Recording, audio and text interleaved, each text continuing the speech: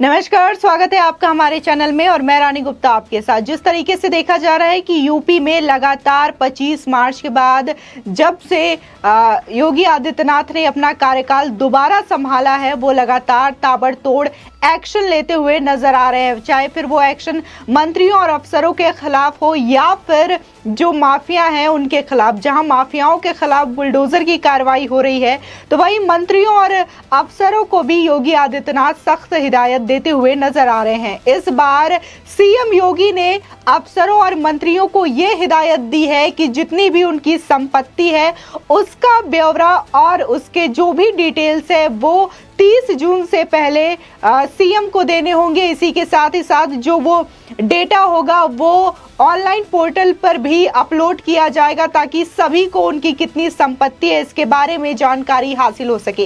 इसी के साथ ही साथ सीएम योगी आदित्यनाथ ने अपने मंत्रिमंडल को एक और नई जिम्मेदारी सौंपी है और वो नई जिम्मेदारी ये है कि विधानसभा सत्र शुरू होने से पहले जो प्रत्येक उनके मंत्री हैं मंत्रिमंडल से, वो प्रत्येक जिलों पर जा करके जन संवाद करने का काम करेंगे। इसके साथ ही जब जन संवाद करेंगे तो लोगों की क्या समस्याएं हैं और किस तरीके से उत्तर प्रदेश को प्रगति की राह पर आगे बढ़ाया जा सके, इसके बारे में जन संवाद करके लोगों से जानकारी हासिल करेंगे। आपको बता दें, जब से योगी आदित्यनाथ 25 मार्च के बाद दोबारा से सीएम पद का उन्होंने कार्यकाल संभाला है, जहां उन्होंने मंत्रियों को 100 दिन का अल्टीमेटम दिया है कि वो 100 दिन का खाका तैयार करें, जिससे कि उत्तर प्रदेश में जो कार्य हो रहे हैं, जो विकास कार्य हो रहे हैं, उसकी नई इबारत लिखी जा सके।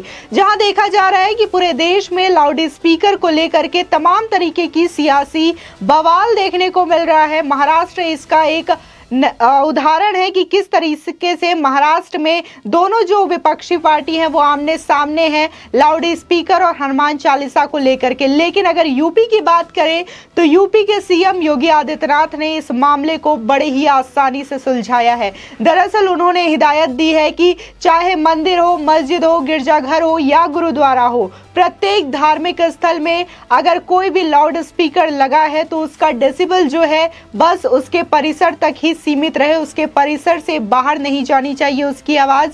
और इसी के साथ ही साथ उन्होंने ये भी आदेश दिया है कि नए धार्मिक स्थानों पर लाउड स्पीकर नहीं लगाए जाएंगे, जिसका कि यूपी में देखा जा रहा है कि किस तरीके से पालन हो रहा है और किसी को भी इसको लेकर के आपत्ति नहीं हो रही है, चाहे वो मस्जिद हो या फिर मंदिर या गुरुद्वारा या चर्च।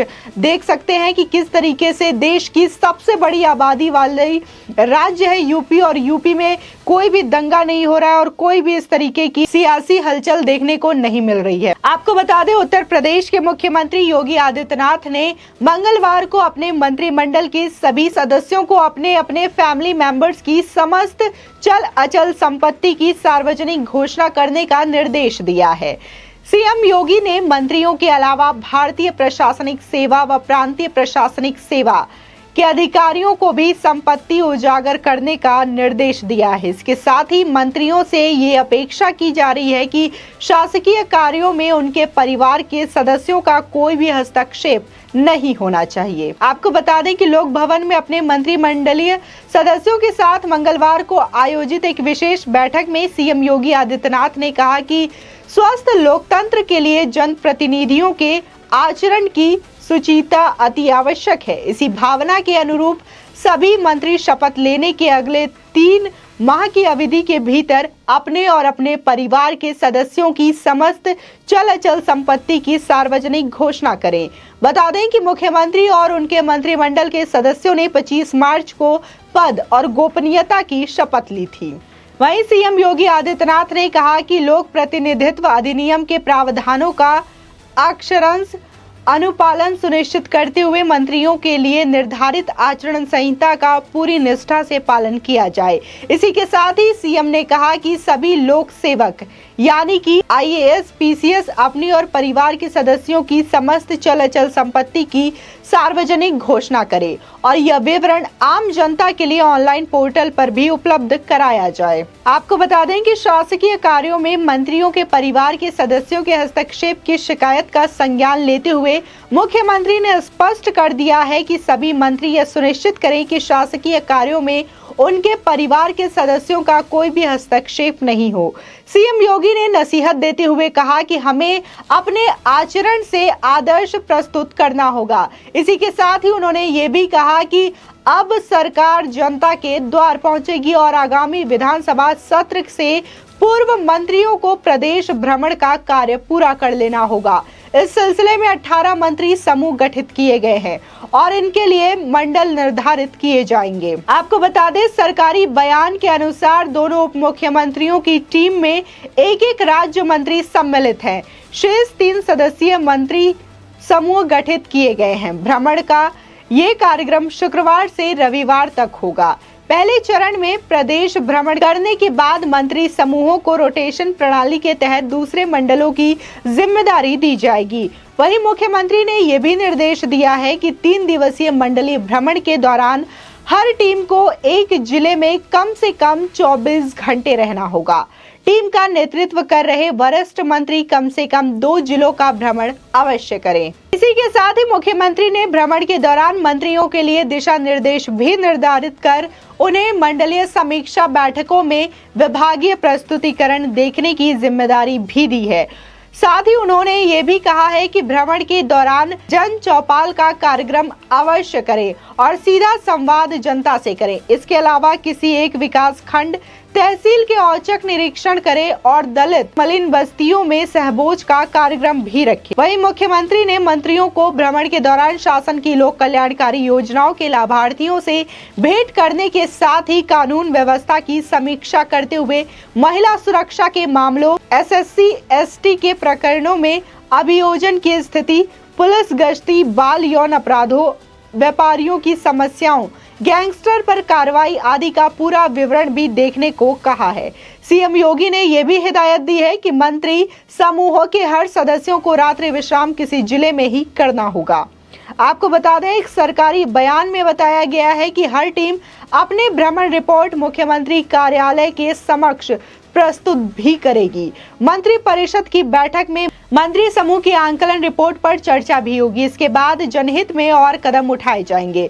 मुख्यमंत्री ने सभी मंत्री से सोमवार और मंगलवार को राजधानी में ही रहने को कहा है। वहीं सरकारी बयान के अनुसार केशव प्रसाद मौर्य और ब्रजेश पाठक के अलावा सूर्य प्रताप शाही मेरठ, सुरेश खन्ना लखनऊ, स्वतंत्र देव सिंह मुरादाबाद, बेबी रानी मौर्य झांसी, चौधरी लक्ष्मी नारायण अलीगढ़, जयवीर सिंह चित्रकूट धाम, धर्मपाल सिंह गोरखपुर, नंद गोपाल गुप्ता नंदी बरेली, भूपेंद्र सिंह मिर्जापुर, अनिल राजभर प्रयागराज, जितिन प्रताप कानपुर, राकेश सचान देवी पाटन, अरविंद शर्मा अयोध्या, योगेंद्र उपाध्याय सहारनपुर, आशीष पटेल बस्ती और संजय निषाद को आजमगढ़ मंडल की जिम्मेदारी सौंपी गई है। आपको बता दें, जिस तरीके से योगी आदित्यनाथ ताबड़तोड़ एक्शन ले रही है तो वो काबिले तारीफ है। वहीं सीएम योगी ने पुलिस अधिकारियों के साथ बैठक में ये भी कहा कि धार्मिक आजादी सबको है, लेकिन माइक की आवाज परिसर के बाहर नहीं जानी चाहिए। इसलिए सरकार ने फैसला लिया है कि नए धार्मिक स्थानों पर माइक और लाउड स्पीकर लगाने की इजाजत नहीं दी जाएगी। आपको बता दें, सीएम योगी ने ये हिदायत जिस तरीके से पूरे देश में लाउड स्पीकर, अजान और हनुमान चालीसा को लेकर के उठ रहे सियासी बवाल को देखते हुए ये निर्णय पुलिस अधिकारियों को सीएम ने दिया है। इसी के साथ ही साथ सीएम योगी आदित्यनाथ लगातार एक्शन ले रहे हैं। जिस तरीके से पिछले दिनों देखा गया कि कैसे वो सरकारी जो कर्मचारी हैं उनके लिए भी उन्होंने आदेश पारित किया था, जहां 30 मिनट का लंच ब्रेक का आदेश दिया था, तो वहीं ये भी कहा था कि जो भी जनता की समस्याएं आ रही है, उससे रिलेटेड फाइल्स आ रही है, उसका निपटारा जल्द ही किया जाए। इसके साथ ही टाइम को लेकर भी उन्होंने सख्त चेतावनी दी थी कि जो भी अधिकारी हैं वो समय से अपने दफ्तर पर आए और किसी भी तरीके की ढील ढिलाई बर्दाश्त नहीं की जाएगी। इसी के साथ ही सीएम योगी आदित्यनाथ लगातार बुलडोजर कार्रवाई कर रहे हैं, जिसकी चर्चा पूरे देश भर में हो रही है। उसी को देखते हुए मध्य प्रदेश में भी बुलडोजर की कार्रवाई हो रही है और अभी अगर हाल ही की बात करें तो दिल्ली में जिस तरीके की हिंसा हुई तो उस पर भी बुलडोजर की कार्रवाई देखने को मिला, जो कि सीएम योगी आदित्यनाथ द्वारा अपराधियों के खिलाफ किया जाता है उत्तर प्रदेश में। वहीं योगी आदित्यनाथ ने मंत्रियों की फिजूल खर्ची और भ्रष्टाचार पर रोक लगाते हुए ये भी निर्देश दिए थे कि मंत्रियों को लग्जरी गाड़ियां और नए सामान या फिर नए आवास की कोई आवश्यकता नहीं है। जो भी चीजें पहले से चली आ रही है उन्हीं चीजों का इस्तेमाल मंत्रियों को करना होगा, जिससे कि मंत्रियों की फिजूल खर्ची और जो भ्रष्टाचार देखने को मिल रहा था उस पर भी रोक लगाई जा सके। आपकी इस खबर पर क्या राय है, हमारे कमेंट सेक्शन में जरूर बताएं। आगे की और भी अपडेट के लिए चैनल को सब्सक्राइब करना ना भूलें।